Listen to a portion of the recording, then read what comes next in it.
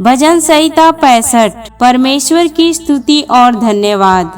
हे परमेश्वर, सियोन में स्तुति तेरी बाट जोती है और तेरे लिए मन्नतें पूरी की जाएंगी। हे प्रार्थना के सुनने वाले, सब प्राणी तेरे ही पास आएंगे। अधर्म के काम मुझ पर प्रबल हुए हैं, हमारे अपराधों को तू ढाँप देगा।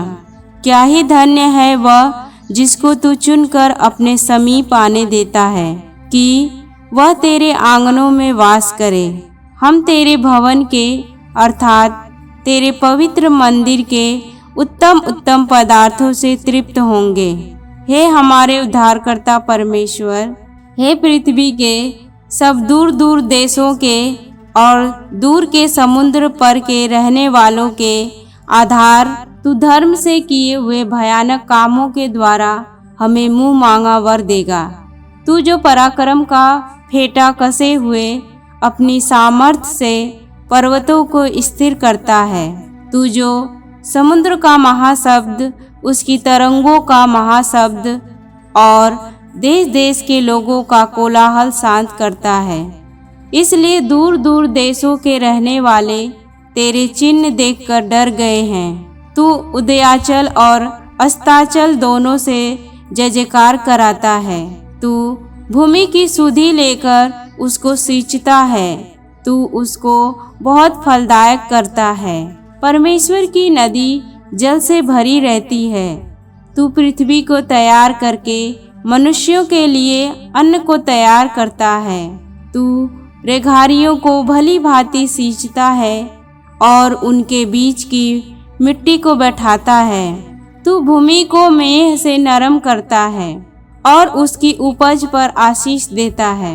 अपनी भलाई से भरे हुए वर्ष पर तूने मानो मुकुट रख दिया है।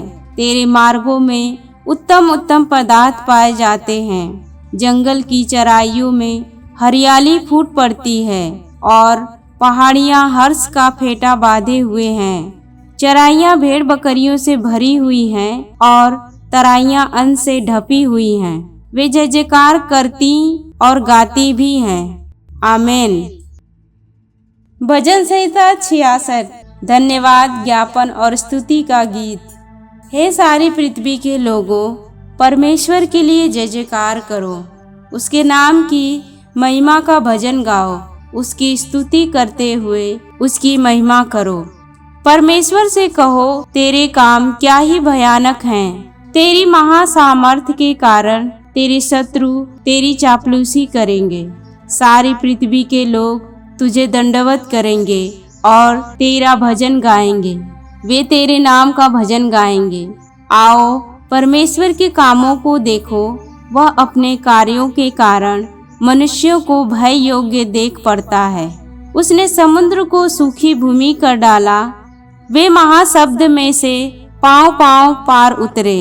वहां हम उसके कारण आनंदित हुए, जो अपने पराक्रम से सर्वदा प्रभुता करता है और अपनी आँखों से जाति जाति को ताकता है। हठीले अपने सिर न उठाएं। हे देश देश के लोगों, हमारे परमेश्वर को धन्य कहो और उसकी स्तुति में राग उठाओ, जो हमको जीवित रखता है और हमारे पाँव को टलने नहीं देता। क्योंकि हे परमेश्वर, तूने हमें चांदी के समान ताया था। तूने हमको जाल में फंसाया और हमारी कटी पर भारी बोझ बांधा था। तूने घुड़चढ़ों को हमारे सिरों के ऊपर से चलाया।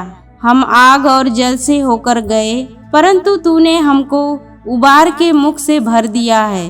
मैं होम बलि लेकर तेरे भवन में आऊँगा। मैं उन मन्नतों को तेरे लिए पूरी करूँगा जो मैंने मुंह खोलकर मानी और संकट के समय कही थी। मैं तुझे मोटे पशुओं की होमबलि, मेढ़ों की चर्बी की धूप समेत चढ़ाऊंगा। मैं बकरों समेत बैल चढ़ाऊंगा। हे परमेश्वर के सब डरवैयों, आकर सुनो। मैं बताऊंगा कि उसने मेरे लिए क्या क्या किया है। मैंने उसको पुकारा और उसी का गुणानुवाद मुझसे हुआ। यदि मैं मन में अनर्थ की बात सोचता तो प्रभु मेरी न सुनता, परंतु परमेश्वर ने तो सुना है। उसने मेरी प्रार्थना की ओर ध्यान दिया है। धन्य है परमेश्वर जिसने न तो मेरी प्रार्थना अनसुनी की और न मुझसे अपनी करुणा दूर कर दी है। आमीन।